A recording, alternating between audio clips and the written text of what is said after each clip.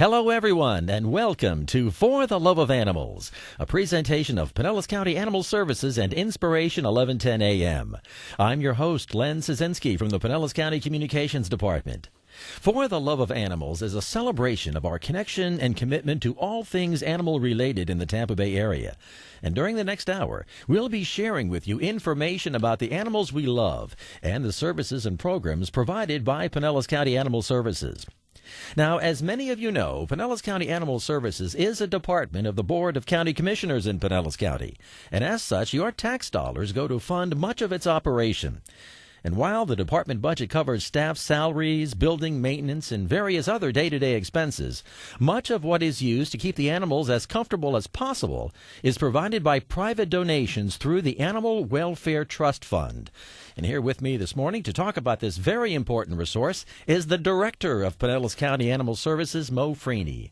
Mo, hello, how are you? Hi, Len. Finally, we got you here on the program. I'm here. And After weeks and weeks of having this program, we've got you here in person, so nice to have you. Ready and raring to go. Well, you know, Mo, we are into August, and I wanted to start off by plugging a special event that the department has all month long. It's the Dog Days of August at Pinellas County Animal Services this month, and I understand that adoption prices have gone below rock bottom on shelter cats and dogs. That's right. We're going to be doing $25 adoptions for the dogs. We'll be doing $5 rabies shots for animals. So right now the shelter is a very busy place, raining cats and dogs. We have lots of animals, and they all need their forever homes, and so it's just an important function to try to keep the adoptions going. And that $25 buys you a lot. It says here, medical checkups, spaying, neutering, vaccinations, parasite control. My goodness, the list goes on. So those dogs and cats are in tip-top shape by the time they get to their new homes. They are. That's a standard. When we adopt out animals, we do all those things ahead of time, so you really have everything covered by the time you get that animal.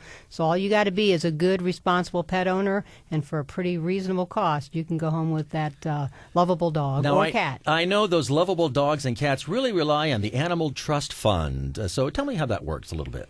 Yeah, the Animal Welfare Trust Fund was started in 1989, so it's really been around a long time, but it's really seen some pretty good increases in dollars that we've got in it. But it really is a fund that's set aside for added animal welfare things that we really wouldn't be able to do just with tax dollars. So it's really kind of some add-on things. Take, for example, special needs animals that really take a lot of extra attention. We might need special food, special medications. Those are the types of things we fund out of the Animal Welfare Trust. So it really is that stuff over and above that we wouldn't be able to do with just tax dollars. And where does the money come from? The money comes from a lot of different sources. We actually get some from our pet partners that actually do adoptions of cats through PetSmarts, pet supermarkets. They donate money back to us, so that goes in there. We've actually gotten some bequests in wills. We had one a couple years ago for $109,000, and let me tell you, that's pretty exciting. Well, that's great when somebody remembers animal services in their will. That's a nice chunk of change coming in for you all. Absolutely. It's huge. I mean, I just can't say enough. As a matter of fact, I've only been director for a short period of time, and I see the Animal Welfare Trust as something that we can just get better and better on, and it's just so important because it's those extra things that we can do for the animals that we just couldn't do with the tax, especially the tax cuts we've had these days. Do you know how much money comes in, like in the course of a year, annual contributions? Sure. I mean, actually, in the last few years, we've really picked up some steam because we used to run, back in 2008, we got about $93,000 in, and the last couple years we got 1 year $184,000, another year $151,000, last year $241,000. I think the bequest was actually in that year. Very substantial. Really, and again, I can't emphasize how important for people that love animals and care about animals. It's just money. Again, just to kind of go into a few other things that we do with that money. Well, I understand you've got about 20,000 animals a year coming through Pinellas County Animal Services. Yeah, we get about, it depends. I mean, we used to have about 18,000. Right now we're running about 14,000. 14,000. Well, that's a lot of cats and dogs. It's a lot of cats and they all dogs. need very special care, and obviously the animal lovers out there would not deny those animals their heart's content as they're waiting for their forever homes, as you've explained. So you've got quite a list, I understand, of some of the things that this money goes to for the dogs and cats. I do, because I always like for people to understand again, this just isn't typical things that we can always turn around and buy if we just had the tax dollars. So it's those extra things. I mean, obviously pet cages. We got a new anesthesia machine for the animal hospital. Special drugs that I said before. Prescription animal food. We actually have somebody, the part-time person that's hired to deliver cats to the pet stores. Again, we have 10 pet stores in the Pinellas area that we do pet adoptions and all our cat adoptions, and we have a huge cat adoption rate because of it. I mean, it's understand just that, a huge yes. thing. And then, some other things like printing of brochures against tethering.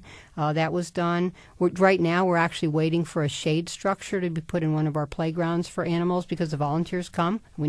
We always need volunteers for walking the animals and getting them out of the kennels. And when they walk them, there are play yards, and the animals can play in those play yards. And obviously, in the heat of the summer, it's pretty tough. So the volunteers said, gee, it would be nice to have some type of structure for shade for the animals.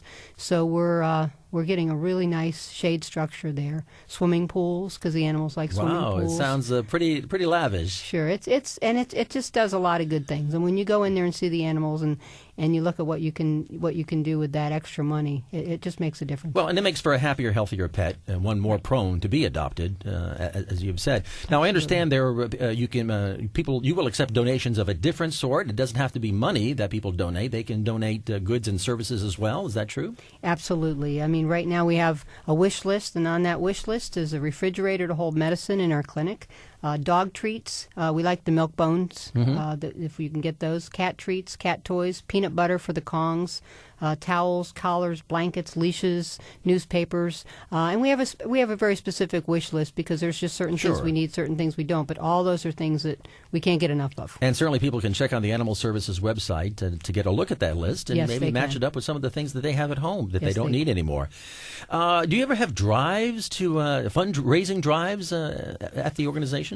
Well, we do a couple things. I mean, right now, again, there's a lot more we want to do to promote fundraising with the Animal Welfare Trust. One of the things that we've got going on an ongoing basis is if you go into the animal shelter in the lobby, there's paintings of different animals, right? Yes. And we have a painter, Anna Hamilton. She is coming up a little later on in the program, as a matter of fact. We're going to talk about her murals. Right, and she does a great program, and part of the proceeds of her painting animals, either in memory of or in honor of, is that 25% of that goes back to the shelter into the Animal Welfare Trust Fund. So that's an example of something that And the Pinellas Paws Cause contributes to the fund, I understand? Yes, it does. That event that you have in December? Yeah, and I believe the date of that is December 7th, and all proceeds, again, go back to the Animal Welfare Trust Fund. Big event for you all, and once again, a very, very, very good cause. Right. Now, if somebody wanted to make a contribution to the Animal Trust Fund, what is the procedure? What do they do? To whom do they write the check? They write the check to Pinellas County Animal Welfare Trust Fund, and they would send it to the shelter. The address is right on our website. All right, just check the website for details. Check the website for details. We get contributions large and small, and they all matter because everything increases our ability to give more animal welfare things that we couldn't normally do to the animals. And of course, people can always donate their time. They can always donate their time. I can't tell you, one of the things I'm amazed by at the shelter, we were just talking about it this morning. We just couldn't do enough for the animals without our volunteers. The dog walking alone gets them out of those kennels because otherwise the high energy, they come to be adopted. Who wants to adopt a dog that just seems like it's kennel crazy? I mean, so it's really important. I was in the kennels yesterday in the adoption area, and we have a lady that comes in and she does grooming for the animals. Otherwise, we don't have the money to groom all the animals before they're adopted.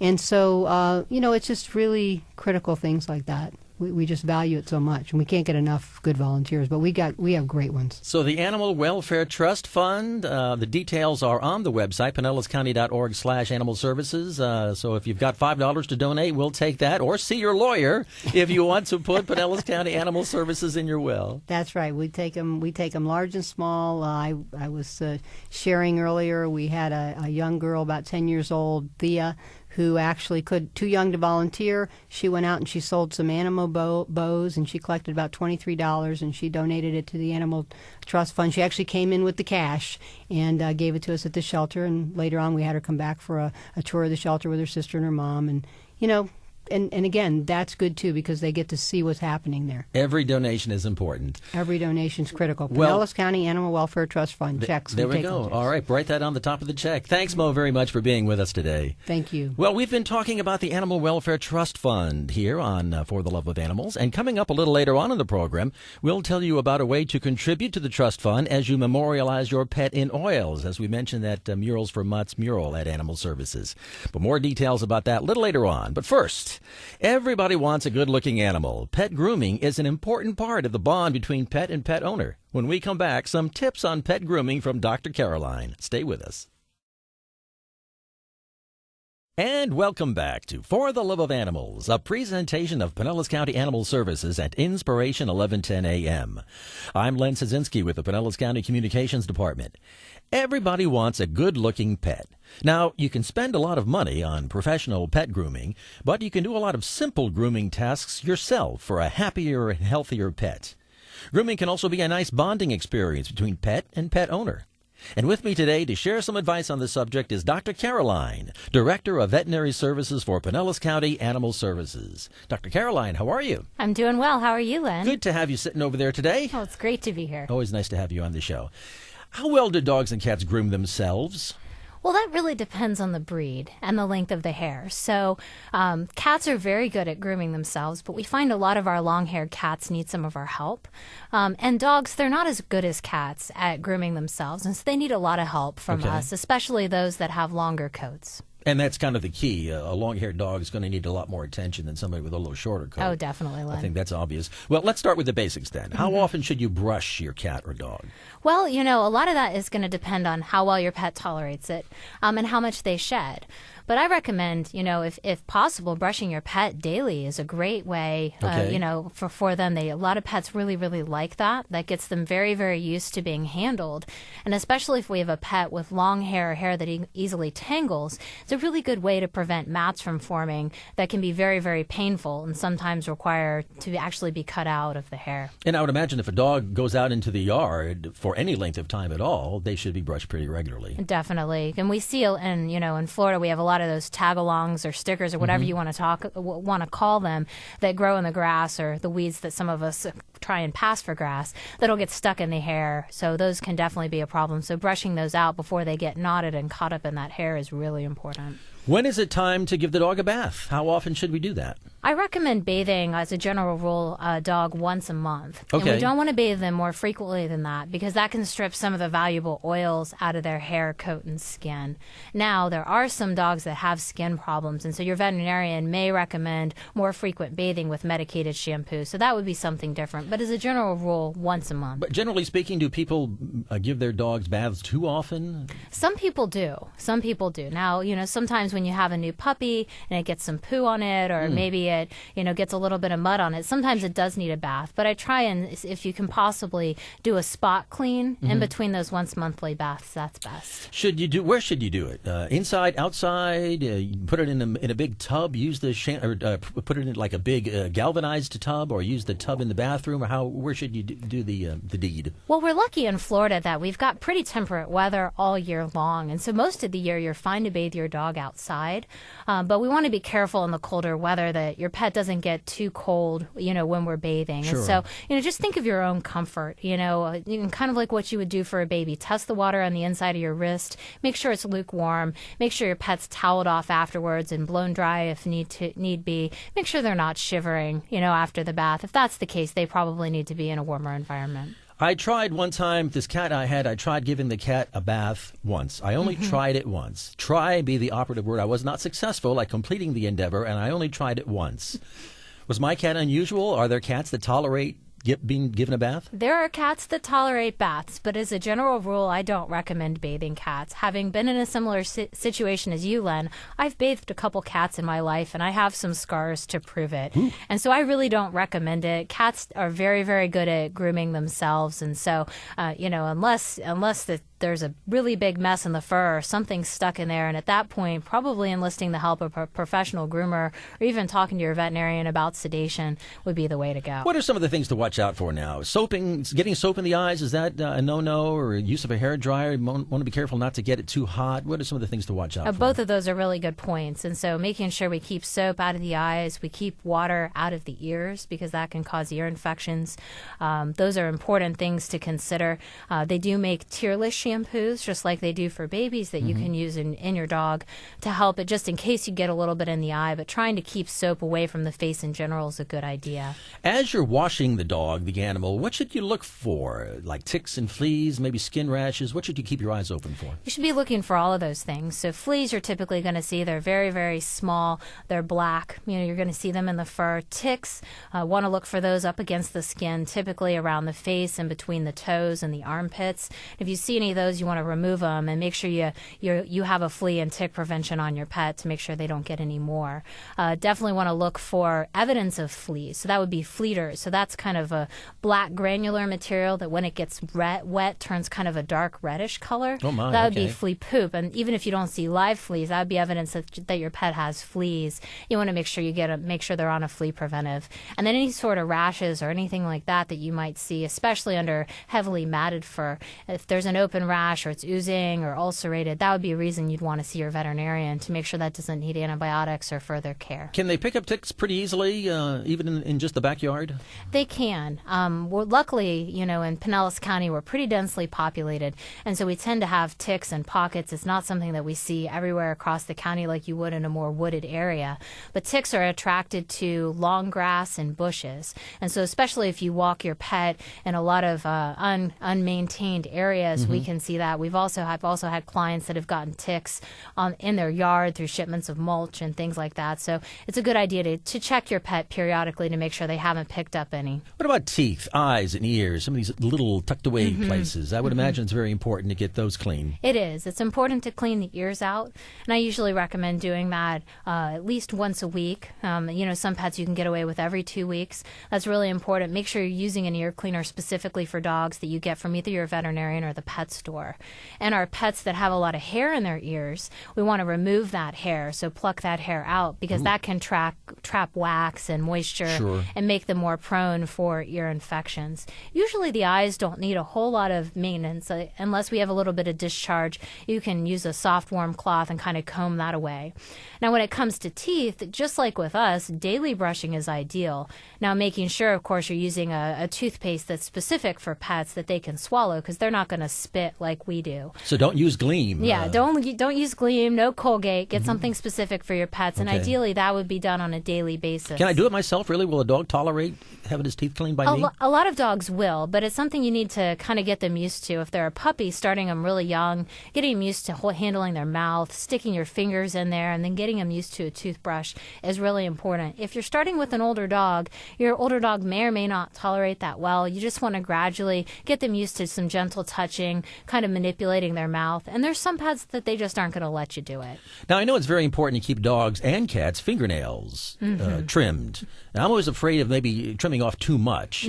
How's the best way to trim a dog-cat's nails? Well, the best way to do that is to get a nail clipper that's really good for dog and cat nails. And you want to make sure that you don't get to the quick, which is the part you're talking about, which would be the equivalent of the pink part under our nails. So we just want to trim off the tips. So if your pet has white nails, you can look at the nail, you can see the pink part. Don't trim where it's pink, just trim the tip. If they have black nails, it's a little bit more of a challenge. You can just trim the tips off those nails. And it's really important to keep those nails trimmed because they can curve around, in some cases grow into the pads, cause infection, and be very, very painful. When might be it a time to take the dog or cat to a professional groomer? Is that just a treat, kind of, or is it necessary to do that every now and then, or what's the benefit of having a professional do the grooming? Well, professionals, groomers, it's what an amazing job they can do for your pet.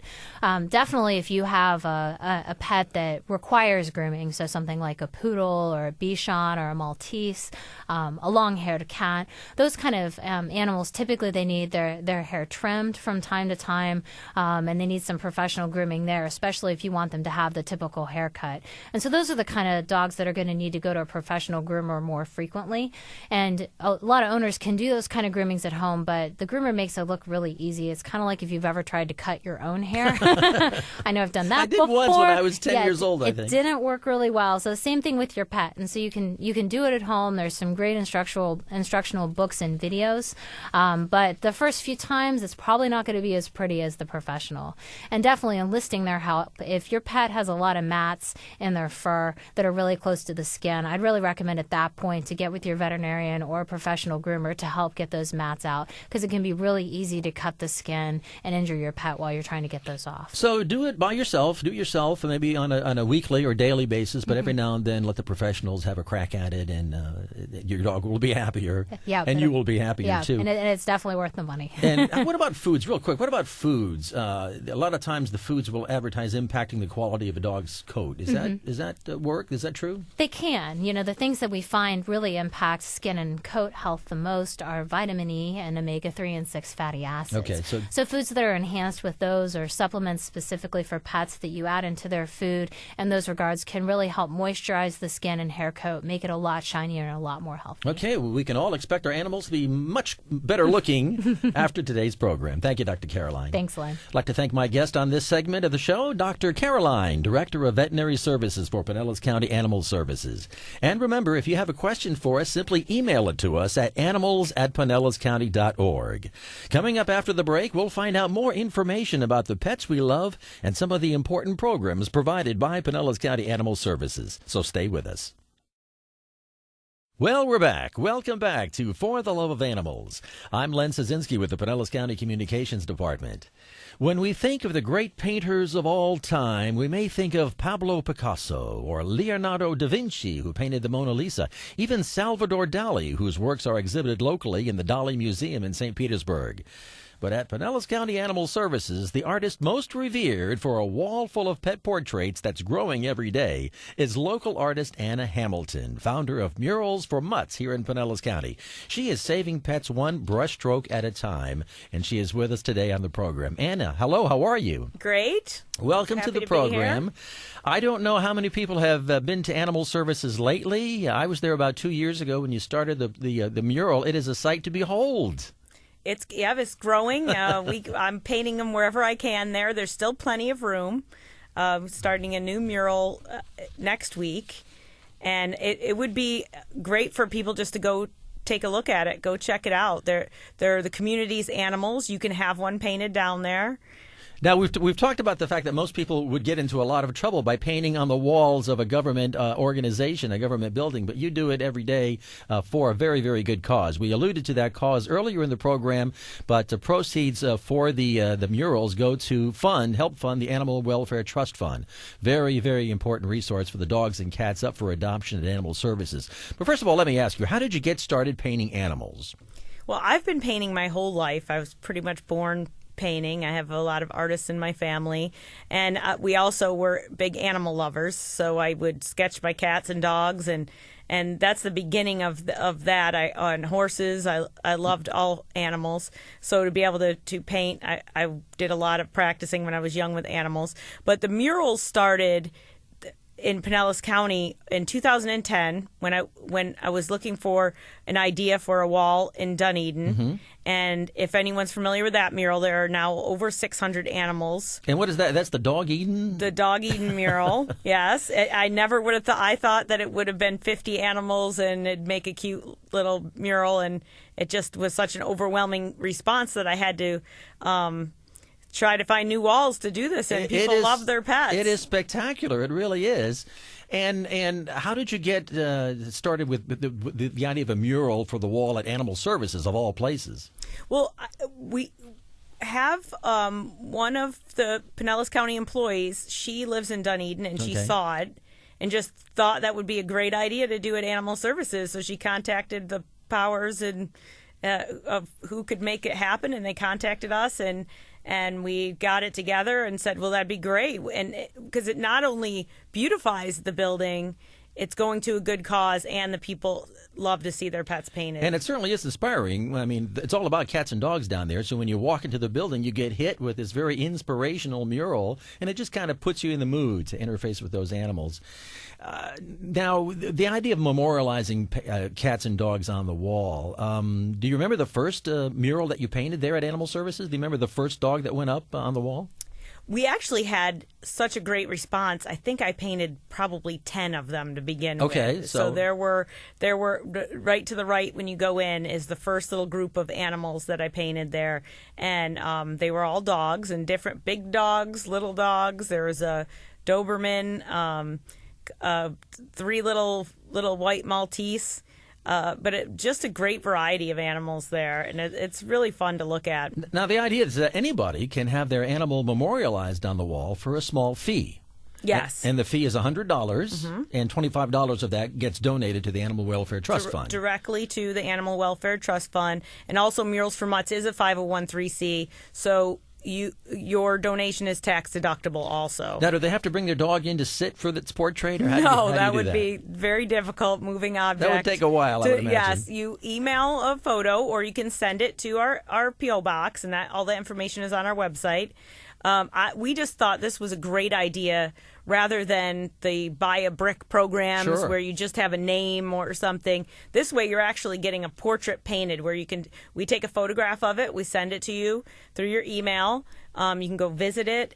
Now they are not all memorials. They have not all passed. I like to try to just clarify that because some are. This program does make a great memorial for a pet you've lost, but it also could be a pet that you have had for a long time, or your new pet. Oh, absolutely. Or a friend's pet. It's or a celebration of life. A celebration of life, so it's great. So there's variety. I have puppies and kittens and all different animals on there. And the idea is that it's the perfect gift too. You can send in a snapshot of a friend's pet and buy your friend a portrait of his cat or dog on. Yes, for on birthdays, Christmas, any kind of celebration, you do this. It makes a great surprise. Have the pet painted, and take them down and surprise them with it. And it's going to a good cause. I also will put your last name on it.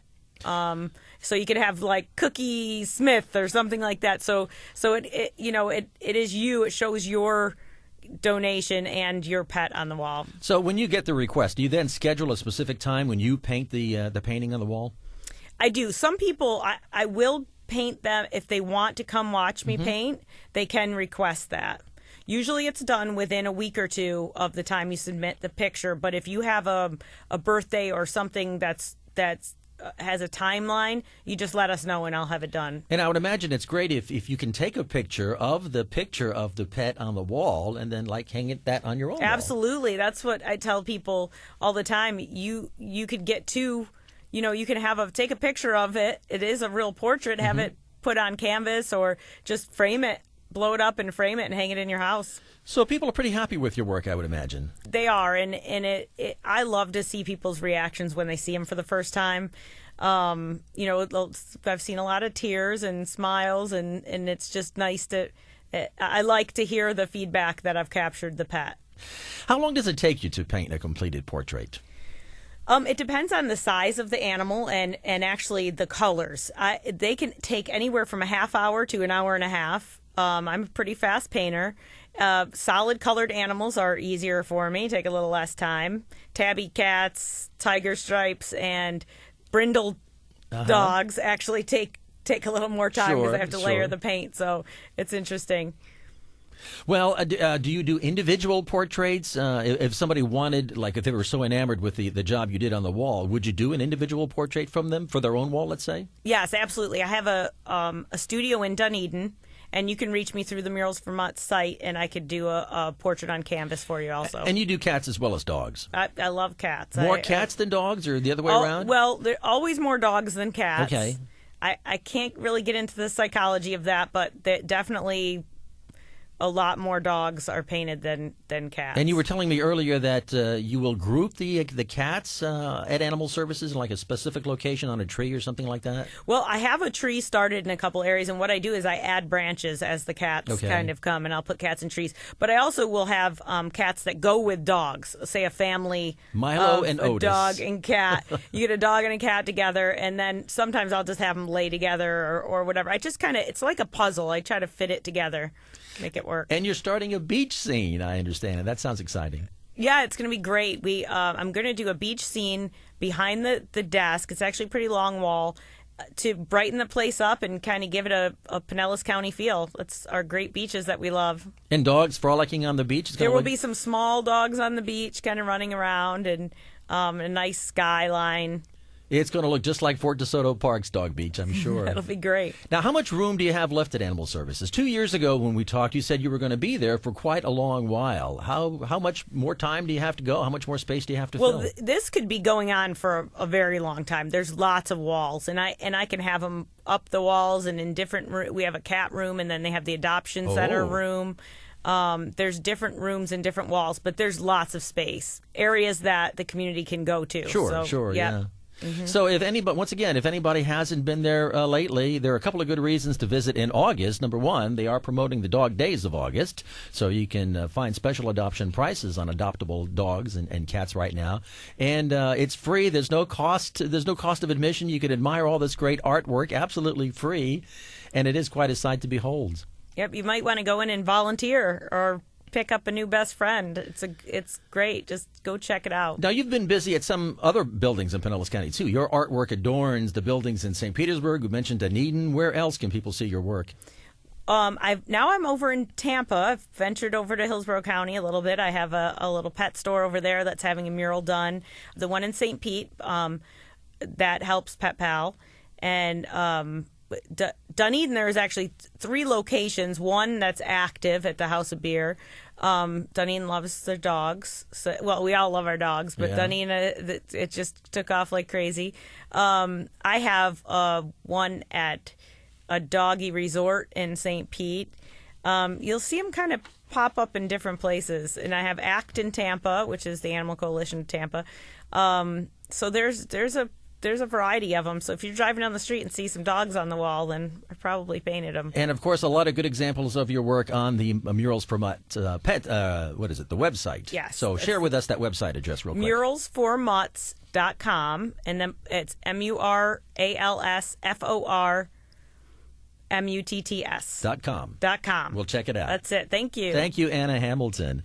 Well, thanks once again to my guest this time around, artist extraordinaire Anna Hamilton, who is painting murals for Mutts whenever she gets the chance, wherever she can. Big thanks to Anna for being on our program here today.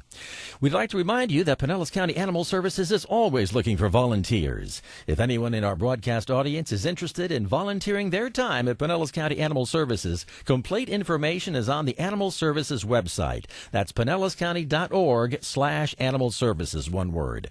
Just scroll down and hit volunteer, or send us an email at animals@pinellascounty.org. Well, coming up after the break, we go to the mailbag to answer some of your questions about animals of all sorts when we come back. Well, we're back. Welcome back to For the Love of Animals, a presentation of Pinellas County Animal Services and Inspiration 1110 AM. I'm your host, Len Szynski, and joining me right now is John Hohenstern, Senior Animal Control Officer at Pinellas County Animal Services. And John, we are at the mailbag this time. And you know, the name of the organization is Pinellas County Animal Services, Yes, and sir. the word animal encompasses a lot of living creatures. Yes, it does. And people tend to write us wanting help for all kinds of animal problems. So the first email here, we're going to talk a little bit about that and get an idea of what people think when they think animals in Pinellas County. Barbara from Safety Harbors says she's having trouble. She has a horse at her place that belongs to someone else. They were doing okay on taking care of him until a while ago. ago. She says they were paying us for feed and hay and to care for him, but started missing months. The long and the short of it is they don't think they can take care of this horse anymore.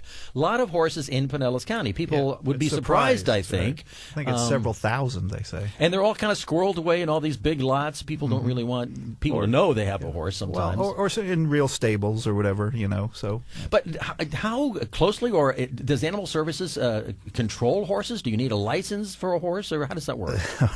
Well, no, not really. License Whatever plate you just, maybe in the back? It would be nice. Well, there's kind of an ongoing joke that there's kind of a pooper scooper law for your dog, but there's really not a pooper scooper law for your horse. So if you take your horse out, make a big impact. That there were some people complaining to us about that in in an email a couple weeks ago or whatever. But that was kind of funny.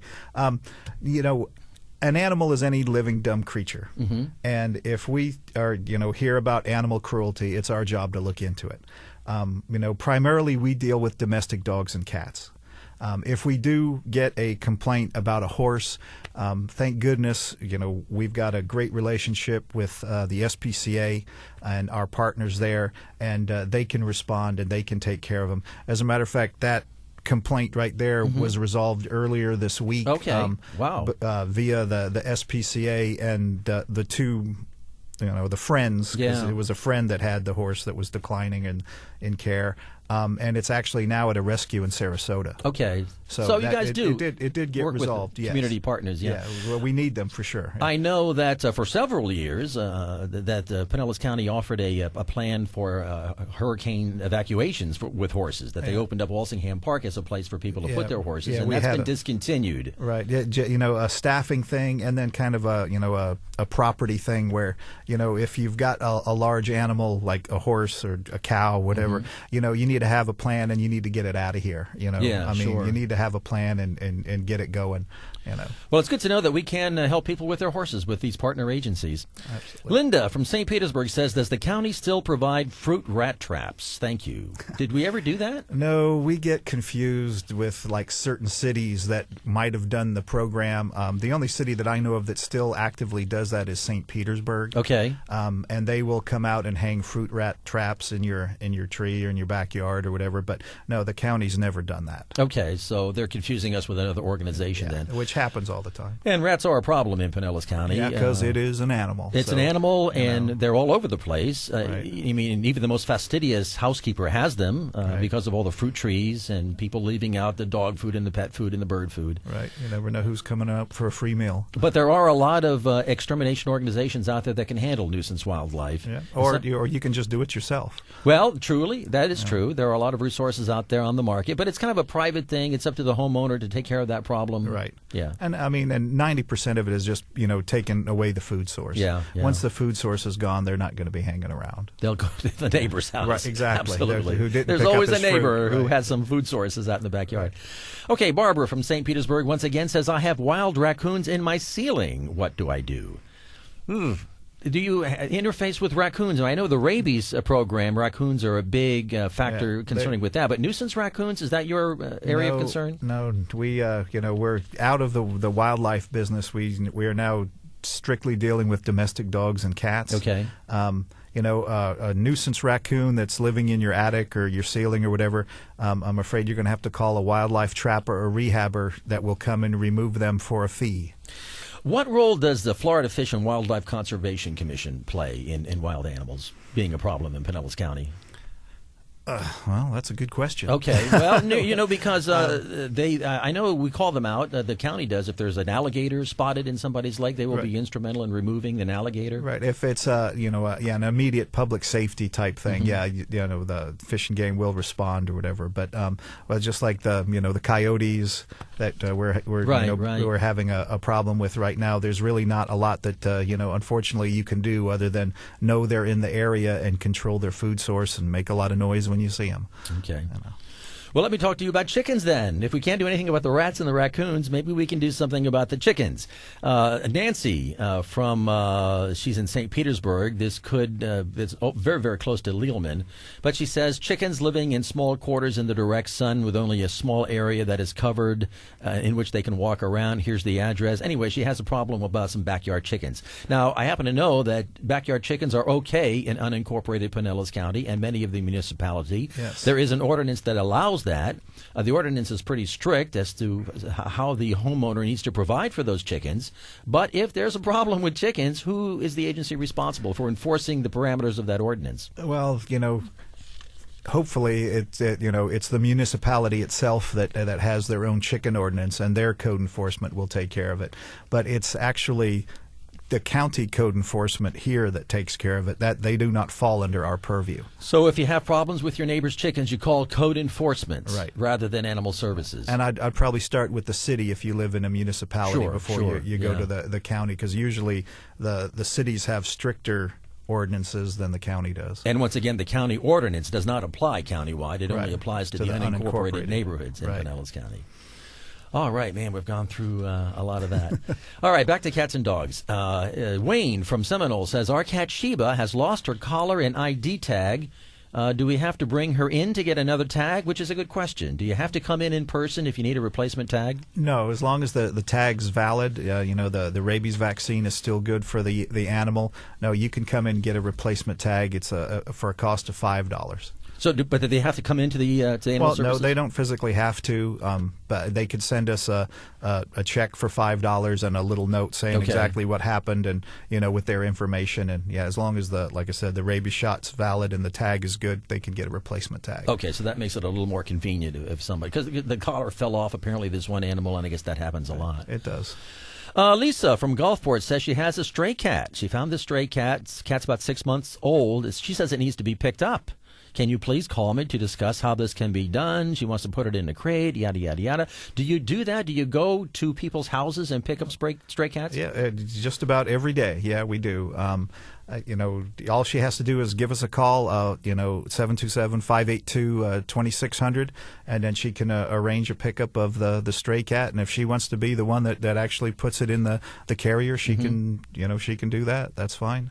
So that's great. So if somebody finds a dog, you'll come out and pick up the dog as well? That's our primary focus, is stray dogs and cats. Wow, okay. Because I think a lot of people think you have to bring the animal to animal services. Well, there might come a time if you call so late in the day that we've got so many pickups that we can't, we'd be lucky to do them all. We might request that you do that, yes. But, for the most part, we do. If it's a stray dog that, you found and you can secure, we'll do our best to pick it up the same day. Okay. Okay, John, we have another email here from Mia, someplace in Clearwater. She's talking about peacocks. Obviously, you guys don't deal with peacocks. Yeah, no. But and I was amazed at certain areas of Pinellas County they're loaded with peacocks. And peacocks are really a nuisance bird. They really are. Do you call FWC? Who do you call? No, that's that'd be another wildlife trapper or rehabber number. Once again, it's a private individual has to come in and trap that nuisance bird and get rid of it for you. Yes, sir. So check the website, check the yellow pages. Don't call animal services. Yeah, like you say, check the yellow pages or Google or Bing. Yeah, you'll find a lot of wildlife trappers or rehabbers. And there are a lot of them out there. As a matter of fact, I had a couple of rabbits removed from my backyard, and they did it. They came out here, they baited the trap, they knew what they were doing, and in 2 weeks, those rabbits were gone. I think they took them to a rabbit farm someplace. I don't know what happened to them. I don't want to know what happened to them. But they're gone from my backyard. That's all I care about. All right. Kathy from Pinellas Park has a complimentary email. Do you know Tricia? Yeah, Tricia Cartier. Yes. Okay. She says, I want to say thank you for sending Tricia to our Pinellas Park Neighborhood Monthly Meeting. It was held just recently. We have a substantial feral cat problem in our area. Tricia was informative and answered all of our questions. We learned about the setup of traps, animal services pickup days, food suggestions, what can be done to deter feral cats, problems feral cats cause, how quickly they reproduce, and so much more. She introduced us to Step Up for Kittens Pinellas, the foster program.